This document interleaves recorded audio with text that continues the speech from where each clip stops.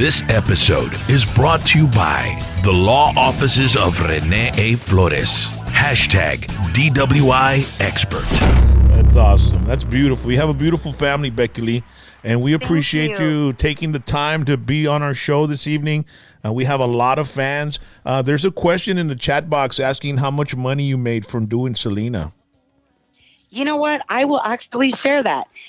So I got paid $900 a day for 9 weeks to film the part of the movie. Damn. Well, yeah, exactly. Back in that day, that was a lot of money. And then, of course, after the movie came out, you get royalties. You get a percentage. I don't know that number, but I do still get royalties to this day from the movie. That is awesome. Wow. I think they're called re something, or I forgot what it's called. They're royalties. Yeah. I think, yeah, royalties. Residuals. So is it something like residuals? Residuals. Yeah. There you go. Residuals. Yeah, they come in handy. Yeah. Especially when you have it. They come in handy when you have as many kids as I do. Oh my God. Yeah. Wow. There goes all the residuals. Exactly. Yeah. Sure. Yeah. That's all. $900 a day. That's not bad for a 9-year-old. Yeah. That's awesome. I know. I should have stuck to acting. Yeah, well, there's a reason for everything in life, and there is. And actually, a lot of people don't know this about me, but when I came back, I actually did a bunch of things. I was a social worker for the state for about 7 years, and then after that, I was a medical assistant for a gastroenterologist here in the Rio Grande Valley. And then I was a stay-at-home mom for a couple years, and actually 2 years ago, I decided to, after being a stay-at-home mom for about 3 years, I told my husband, I've always loved hair. So I went back to school and I got my cosmetology license, and I actually own a salon here in Harlingen. So that's what I'm doing nowadays. I'm a salon owner and I love it. It's great. And would you like to throw a shout out and a plug for your salon, or?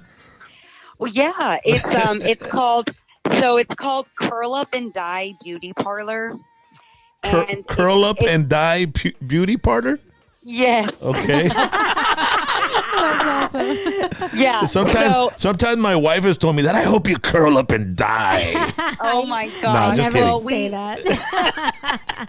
Totally not what it means, but it's actually not original at all. I think there's other salons that are named that here in the U.S., but I was a huge Julia Roberts fan when I was younger, and there's a movie called The Runaway Bride, and in that movie, her friend owns a salon, and you can see it you have to be looking for it.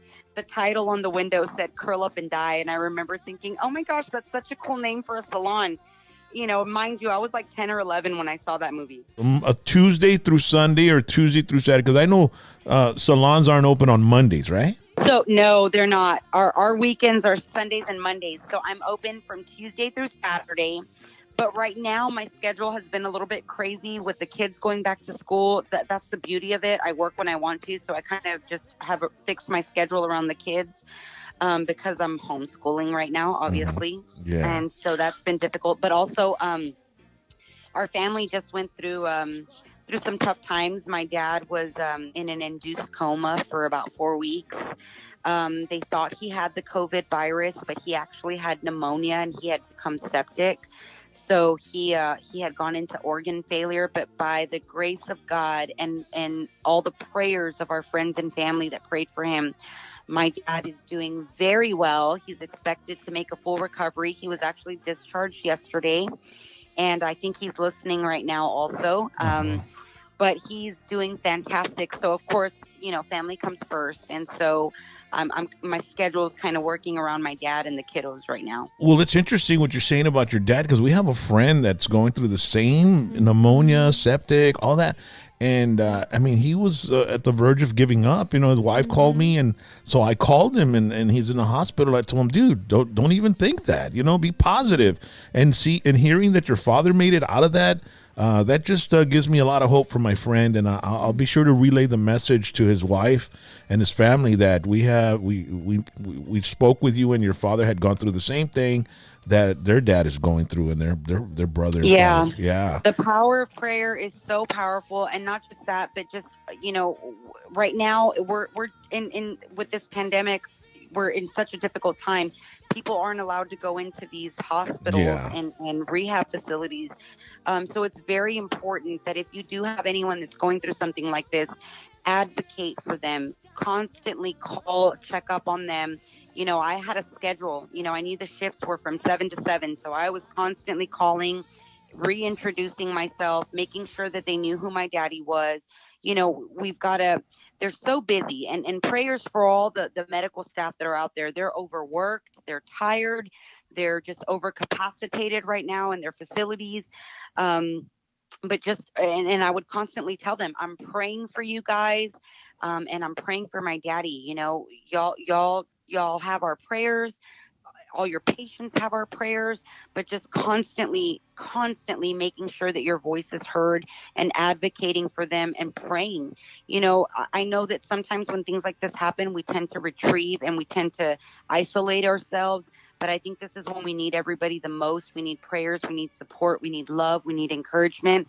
And so that's very, very important. The only way we're going to get through this pandemic is if we pray for each other and we're there for each other. And just to know that our God is still a God of miracles. The medical report might say one thing, but ultimately God has the final say. Mhm. So Definitely.